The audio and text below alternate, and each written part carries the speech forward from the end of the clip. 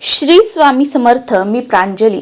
आपल्यापैकी बऱ्याच ताई व दादांनी गुरुचरित्राचं पारायण केलं असेल, पण आपल्यापैकी बऱ्याच ताई व दादांना गुरुचरित्र पारायण करण्याची इच्छा आहे, पण मनामध्ये भीती असल्यामुळे किंवा गुरुचरित्र पारायण खूप अवघड असतं, त्याचे नियम खूप अवघड आहेत, किंवा तुमच्या मनामध्ये जे सगळे प्रश्न पडलेले आहेत, एकूण एक प्रश्नाचं उत्तर तुम्हाला या व्हिडिओमध्ये मिळेल आणि अगदी निसंकोचपणे मनामध्ये भीती न बाळगता तुम्ही श्री गुरुचरित्र या दिव्य पवित्र ग्रंथाचं पारायण कराल आणि अगदी 7 दिवसांच्या आत तुम्हाला अनुभव येतील, एवढं मात्र मी तुम्हाला नक्की सांगते.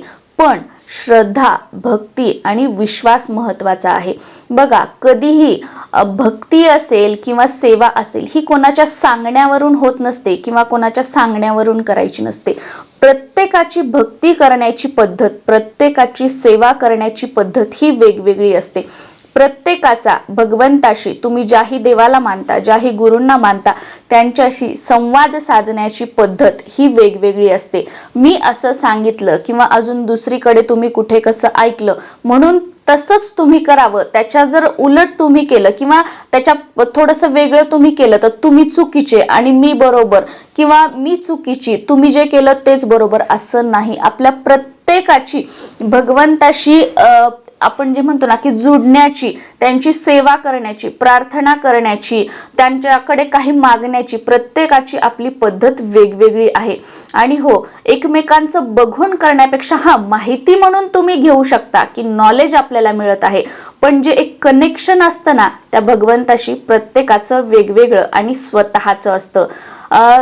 असं आपण म्हणतो ना की अंतःकरणापासून जेव्हा आपण भगवंताला काही मागतो तर तेव्हा ती गोष्ट आपल्याला मिळते. या उलट फक्त मी तुम्हाला सांगितलं की असं असं करा, तसं तसं करा, तुम्ही फक्त चला प्रांजलीनं सांगितलं आहे म्हणून केलं, अगदी तुम्ही आयुष्यभर जरी केलं तर तुम्हाला अनुभव येणार नाही. पण तुमच्या स्वतःच्या पद्धतीने, तुमचं जसं तुम्हाला वाटतं त्या पद्धतीने तुम्ही त्या भगवंताची, स्वामींची, महाराजांची सेवा केली, त्यांच्यासोबत संवाद साधला, एक अंतःकरणापासून त्यांना काही मागितलं किंवा अंतःकरणापासून अगदी मनापासून त्यांची सेवा केली, तर अगदी नक्कीच 7 दिवस सोडा, 7 महिने सोडा, 1 वर्ष सोडा, अगदी 7 मिनिटामध्ये सुद्धा तुम्हाला स्वामींचा अनुभव येईल.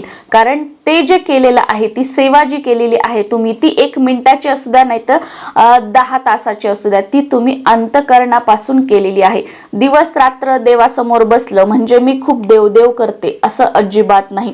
तुम्ही 1 मिनिट देवासमोर बसा किंवा तुम्ही बसू नका, पण अगदी मनापासून तुम्ही अंतःकरणातून त्या भगवंताला हाक मारा. 1 वेळा श्री गुरुदेव दत्त म्हणा, तुम्हाला भगवंताची साथ मिळेल. तुमच्या हाकेला महाराज प्रतिसाद देतील. फक्त ती तळमळ आपल्या त्या हाकेमध्ये असायला हवी. आता गुरुचरित्र पारायणाबद्दल खूप जणांना खूप सारे प्रश्न आहेत, इच्छा असूनही ते करत नाहीत. तर बघा, गुरुचरित्राचं पारायण मी 2018 किंवा 2019 पासून प्रत्येक महिन्याला आमच्या घरामध्ये गुरुचरित्राचं पारायण होतं. तर मी महिला आहे, महिला असून मी गुरुचरित्राचं पारायण केलं आणि एवढ्या वर्षात माझं काहीही वाईट झालं नाही. उलट शून्यापासून जे आपण म्हणतो टॉपवर, त्या पद्धतीची जी आपली प्रगती आहे, फक्त पैसाच म्हणून नाही बघा, पैसा म्हणजेच प्रगती असं नाही.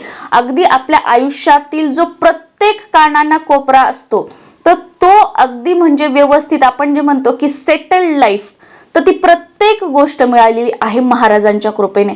मी हे का सांगत आहे, कारण बऱ्याच ताई विचारतात, ताई महिलांनी गुरुचरित्राचं पारायण करावं का, ताई महिलांनी गुरुचरित्राचं पारायण करावं का. ते आपले गुरु आहेत. तुम्ही दत्त महाराजांची सेवा काय करताय, गुरु म्हणून करताय, कोणी भाऊ म्हणून करतोय, कोणी वडील म्हणून करतोय.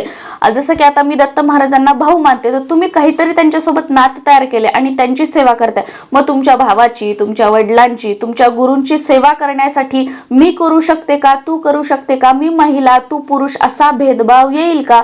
तो भगवंत आहे. भगवंतासमोर तू, मी, हा, तो, जात पात या गोष्टी काही नाहीयेत. तुमच्या मनामध्ये आलं तुम्हाला गुरुचरित्र पारायण करायचं आहे, तर तुम्ही समजा की महाराजांची कृपा तुमच्यावर झालेली आहे, तुमचं कितीतरी जन्माचं पुण्य असेल म्हणून तुमच्या मनामध्ये हा विचार आलेला आहे. गुरुचरित्र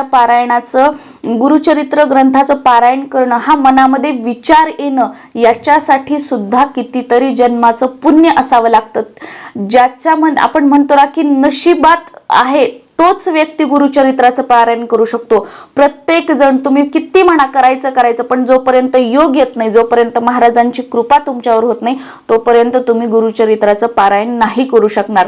त्यामुळे तुम्ही कोणी असाल, जेव्हा तुमच्या मनामध्ये आलं मला गुरुचरित्राचं पारायण करायचंय, तेव्हा अगदी न घाबरता त्या आपल्या भगवंताची सेवा करा, गुरुचरित्राचं पारायण करा.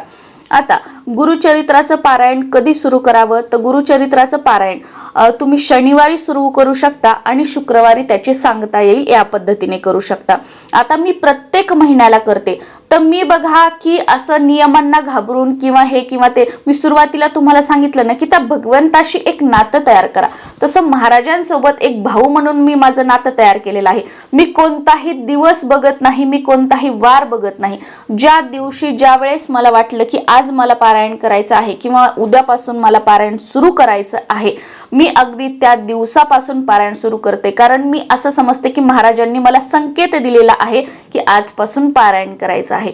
त्यामुळे आणि गुरुचरित्र ग्रंथामध्ये सुद्धा सांगितलेलं आहे, मन असता पवित्र सदा सर्व काळ वाचावे श्री गुरुचरित्र. त्यामुळे ही भीती मनातून काढून टाका की शनिवारीच करायचं नाही, गुरुवारीच करायचं नाही, याच दिवशी करायचं, त्याच दिवशी करायचं, असं नाही. भगवंताची सेवा करण्यासाठी तुमच्या जेव्हा तुम्हाला वाटेल की अंतःकरणापासून मला आता करायचंय, त्या दिवसापासून तुम्ही करू शकता. पण बऱ्याच जणांचं असतं की नाही आम्हाला स्पेसिफिक दिवशीच करायचं आहे, स्पेसिफिक वारीच करायचं आहे, म्हणून तुम्हाला सांगितलं की तुम्ही शनिवारपासून सुरू करू शकता. तुम्ही जर खूप गुरुचरित्राचे पारायण केलेले असतील, तुमच्या म्हणजे मुखपाठ बऱ्याचशा गोष्टी तुमच्या मुखातून गेलेल्या असतील गुरुचरित्र ग्रंथ 2-4 वेळा, तर तुम्ही 3 दिवसाचं पारायण करू शकता. पण तुम्ही नवीन असाल, तुम्ही कधीच गुरुचरित्र पारायण केलं नसेल, तर मात्र तुम्ही 7 दिवसांचंच पारायण करा. आता मी एवढ्या वर्षापासून करते, तर मी सर्रास म्हणजे 3 दिवसाचं बऱ्याच वेळेला मी पारायण करते, मला त्याचं काही वाटत नाही. पण तुम्हाला पहिल्यांदाच जर करायचं म्हटलं तर ते थोडंसं अवघड जाईल. जेव्हा आपण 7 दिवसांचं गुरुचरित्र पारायण करतो, तेव्हा ते वाचनासाठी आपल्याला 2.5 ते 3.5 तास लागतात. आणि जेव्हा तुम्ही 3 दिवसाचं पारायण करता, तर त्यावेळेला तुम्हाला जवळजवळ 4.5-5 तास लागू शकतात. मी अगदी म्हणजे नॉर्मल स्पीडमध्ये जर तुम्ही वाचत असाल तर सांगितलं. शेवटी कसं आपल्या वाचनाच्या स्पीडवर आहे, वाचनाची स्पीड तुमची जास्त असेल तर तुम्हाला यापेक्षा कमी वेळ जो आहे तो लागू शकतो. आता मला नॉर्मली काय 7 दिवसांचं केलं तर 2 ते 2.5 तास लागतात रोजचं अध्याय वाचण्यासाठी, आणि जेव्हा मी 3 तासाचं केलं तर 3.5 ते 4 तास लागतात. तर तुम्हाला याच्यापेक्षा थोडा कमी जास्त तुमच्या स्पीडनुसार वेळ लागू शकतो. गुरुचरित्राचं पारायण करताना तुमचं घर लहान आहे, तुमचं भाड्याचं घर आहे, स्वतःचं घर आहे, मग भाड्याच्या घरात केलं तर चालतं का? काही हरकत नाही. तुम्ही तुमच्या डोक्यावर छत आहे ना, मग ती झोपडी असू द्या, नाही तर तो बंगला असू द्या, तुम्ही ज्या घरामध्ये राहताय ती तुमची वास्तू झाली. भले तुम्ही तिथे भाड्याने राहताय, पण तुम्ही तिथे राहताय, मग ते तुमचं घर झालं, तुमची वास्तू झाली. तर तिथे तुम्ही हे पारायण करू शकता. तुमचं घर मोठं वगैरे असेल तर तुम्ही पूजा मांडणी करून पारायण करू शकता. पण तुमच्या घरी जागा नाहीये, घर लहान आहे, पण मनामध्ये तळमळ आहे की महाराजांची सेवा करायची आहे, तर अगदी देवासमोर दिवा लावायचा, अगरबत्ती लावायची आणि देवघरासमोर ग्रंथ ठेवून तुम्ही पारायण करा. काहीही गरज नाही की तुम्हाला पूजा मांडणी करायची. महाराजांची अशी कृपा होईल की महाराजांच्या कृपेने पूजा मांडणी तर सोडा, तुमचं स्वतःचं एक पूजा स्पेशल रूम होईल, एवढं तुमचं घर होईल. पण तुम्ही सेवेला सुरुवात तर करा.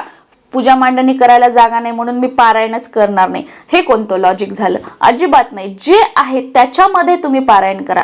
भगवंताला तुम्ही किती किलो फुलं अर्पण करताय, तुम्ही पूजा मांडणी कशी केली, तुम्ही किती अगरबत्त्या लावल्या, किती धूप लावलं, याच्याशी घेणं देणं नाही. भगवंताला तुम्ही किती मनापासून सेवा करताय, तुम्ही किती मनापासून त्यांना हाक मारताय, जेवढ्या अतर्क्यतेने तुम्ही हाक माराल तेवढ्याच तळमळीने महाराज तुमच्या हाकेला प्रतिसाद देतील. म्हणजे माझं सांगण्याचं तात्पर्य काय की इथे फक्त भाव आणि भक्ती महत्वाची आहे.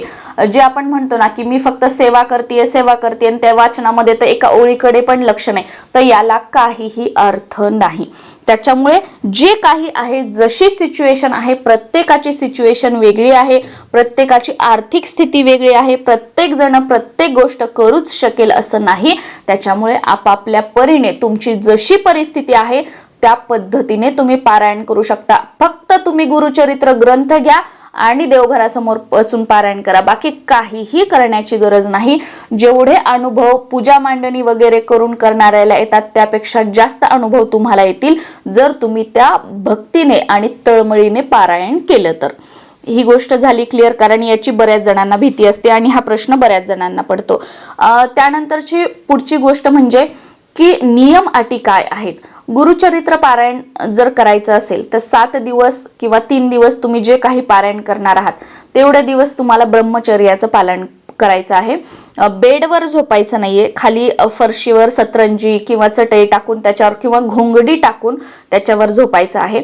पण तुम्हाला पाठीचा वगैरे त्रास आहे, आजार आहे, तुम्ही जमिनीवर झोपू शकत नाही, पण खूप तळमळ आहे गुरुचरित्र पारायण करण्याची, तर तुम्ही काय करू शकता, बेडवरची जी गादी आहे ती काढायची, त्याच्यावर चटई किंवा घोंगडी टाकायची आणि त्याच्यावर झोपायचं आहे. हे ऑप्शन तुम्ही करू शकता. कारण याच्यामुळे बरेच ताई व दादा काय करतात की सेवाच करणं सोडून देतात. मग असं झालं तर, मग तसं झालं तर, मग कोप होतो, मग असं होतं, गुरुचरित्र खूप कडक आहे. तर बघा, कोणतेही देव कोणत्याही मनुष्याचं, कोणत्याही भक्ताचं वाईट करत नाहीत. आपल्यासोबत जे काही वाईट होत असतं ते आपल्या कर्मानुसार होत असतं. ही गोष्ट नेहमी लक्षात ठेवा. कधीही कोणते देव कोणाचं वाईट करत नाहीत. उलट तुम्ही जी काही सेवा करताय ना, अगदी तुम्ही एक वेळा जरी भगवंताचं नाव घेतलं तर ते भगवंत व्याजासकट तुम्हाला परत करतात. उलट म्हणजे काय की तुम्ही सेवा करताय तर तुम्ही ज्या परिस्थितीमध्ये आहात, ज्या संकटामध्ये आहात, त्यातून बाहेर काढण्याचा जो मार्ग आहे ते भगवंत तुम्हाला दाखवतात आणि नक्कीच तुम्ही त्या सिच्युएशन मधून बाहेर येणार. पण असं नाही की आज सेवा केली की मला रात्रीतूनच हे होणार नाही. आपले वाईट कर्म आहेत. प्रत्येकाला वाटतं मी खूप चांगला, माझ्यापेक्षा चांगलं या जगामध्ये कोणीच नाहीये, मी खूप प्रामाणिक आहे, पण असं नसतं. आपल्या प्रत्येकाकडून कळत नकळतपणे काहीतरी वाईट कर्म जे असतात ते होत असतात आणि आपण जशी जशी सेवा करू तसं तसं जो वाईट कर्माचा परडा आहे आपला तो खाली खाली जात असतो आणि ज्या वेळेला वाईट कर्माचा परडा पूर्ण खाली जातो तेव्हा सत्कर्म आपले कामी येतात आणि त्यावेळेला आपण म्हणतो की मी आजपर्यंत जे चांगले कर्म केले ते माझ्या फळास आले. त्याच्यामुळे संयमाने सेवा करा. फक्त काहीतरी पाहिजेच म्हणून नाही. भगवंत तुम्ही एक वेळा घेतलेलं नाव सुद्धा मनापासून ठेवून घेणार नाहीत, ते तुम्हाला व्याजासकट परत करणार आहेत. पण त्या विश्वासाने तुम्ही त्यांची जी सेवा आहे ती करा. आपले कर्म करत राहा. फक्त काम सोडायचं, झोपून राहायचं, दिवस रात्र सेवा करायची याने सुद्धा नाही काही होणार. कारण बघा, भगवंत सुद्धा म्हणतो प्रयत्नांती परमेश्वर. जो व्यक्ती प्रयत्न करता करता भगवंताची जोड घेतो, अध्यात्मामध्ये येतो, तर त्या व्यक्तीला हे आयुष्य जगत असताना जे संकट अडचणी येतात त्यातून बाहेर निघण्याचे जे मार्ग आहेत ते आपोआपच मिळतात. तुम्ही दिवस रात्र झोपून राहणार, दिवस रात्र तुम्ही फक्त सेवाच करणार, काम नाही करणार, त्या सेवेचा तुम्हाला काहीही लाभ होणार नाही. ती कशासाठी असते, आपण कष्ट करतोय, मेहनत करतोय, पण नशिबाची साथ मिळत नाहीये. तर नशिबाची साथ मिळण्यासाठी सेवा जी असते ती आपल्याला मदत करत असते. त्याच्यानंतरचा पुढचा जो नियम आहे तो म्हणजे तुम्हाला 7 दिवस किंवा 3 दिवस नॉनव्हेज वर्ज्य करायचं आहे. नॉनव्हेज खायचं नाहीये. तुमच्या घरामध्ये या 7 दिवसामध्ये बनवायचं सुद्धा नाहीये, कोणाला बनवून सुद्धा द्यायचं नाहीये. दत्त सेवेमध्ये आणि त्यातली त्यात गुरुचरित्र पारायण करताना हा नियम मात्र तुम्हाला आवर्जून पाळावा लागेल. 7 दिवस जर तुम्हाला तुमच्या घरामध्ये पिरियड्स वगैरे आले असतील कोणाला तर त्यांना तुम्हाला बाजूला बसवावं लागेल. जर सुतक वगैरे मध्ये आलं तर ते पारायण तसंच अर्धवट सोडायचं नाही. तुमचे बाहेरचे, तुमच्या गोत्रातील नसतील असे तुमचे मित्रमैत्रीण किंवा गुरुजींना बोलवून तुम्हाला ते पारायण पूर्ण करायचं आहे आणि पारायणाची सांगता करायची आहे, पण अर्धवट ठेवायचं नाहीये. आणि तुम्ही आता बरेचसे प्रश्न येतात की पारायण करताना पिरियड्स आले तर पिरियड्सचं बघूनच आपल्याला पारायणाला बसायचं आहे. पिरियड्स काही असेच अचानक मध्ये येत नसतात. आपल्याला आपली डेट माहीत असते. पिरियड्स येण्या अगोदर काही सिम्पटम्स असतात ते आपल्याला माहीत असतात. त्यानुसारच आपल्याला गुरुचरित्राचं पारायण करायचं आहे. हा सुद्धा प्रश्न बऱ्याच वेळेला विचारला जातो म्हणून सांगितलं. आता प्रश्न येतो की काय खावं आणि काय खाऊ नये. तर बघा, याच्यावर एक डिटेल व्हिडिओ आपल्या चॅनलवर आहे, तो तुम्ही बघू शकता. त्याच्यामध्ये तुमचे ना खूप सारे जे डाऊट्स आहेत, काय खावं काय खाऊ नये, त्या वस्तूंशिवाय सहित त्या नावासहित मी तुम्हाला सांगितलेला आहे. तर तो व्हिडिओ तुम्ही बघू शकता. याच्यामध्ये मी अगदी तुम्हाला थोडक्यामध्ये सांगते. तर बघा, कांदा, लसूण आणि नॉनव्हेज या गोष्टी वर्ज्य आहेत.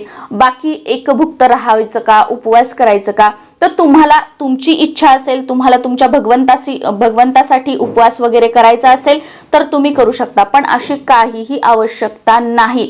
अगदी मी माझ्या स्वतःवरून सांगते तुम्हाला, वरण भात भाजी पोळी जे सात्विक जेवण आहे, जे आपल्या घरामध्ये सर्वांसाठी बनवलं जातं तेच जेवण मी जेवते. जे काही तुम्ही अगदी म्हणजे नाश्ता, दुपारचं जेवण, संध्याकाळचं जेवण ज्या पद्धतीने करता त्याच पद्धतीने जेवण करायचं आहे. एकभुक्त वगैरे तुम्हाला जर वाटत असेल राहायचं तर तुम्ही राहू शकता. तुमच्या शरीराला झेपत असेल तर तुम्ही करू शकता.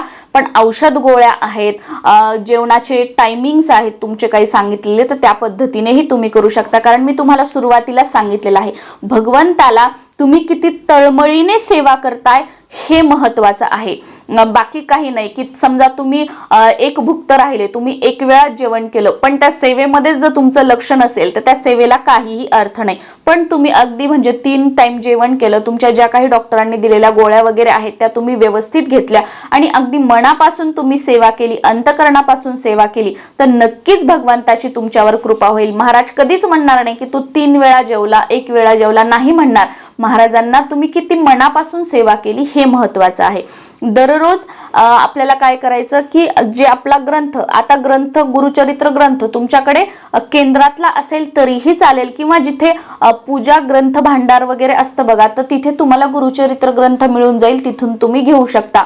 दररोज पूजा करण्याच्या म्हणजे पारायण सुरू करण्याच्या अगोदर आपण त्या ग्रंथाची ही पूजा करायची आहे, ग्रंथाला नमस्कार करायचा आहे आणि त्यानंतर पारायणाला सुरुवात करायची आहे. पारायण झाल्यानंतर काहीतरी नैवेद्य दाखवायचा, गोडाचा वगैरे, फळाचा दाखवला तरीही चालेल, खडी साखर, साखरेचा दाखवला तरी चालेल. त्यानंतर महाराजांची आरती करायची, नमस्कार करायचा आणि मग जे आपलं आसन आहे ते तुम्हाला सोडायचं आहे. दररोज या पद्धतीने करायचं आहे.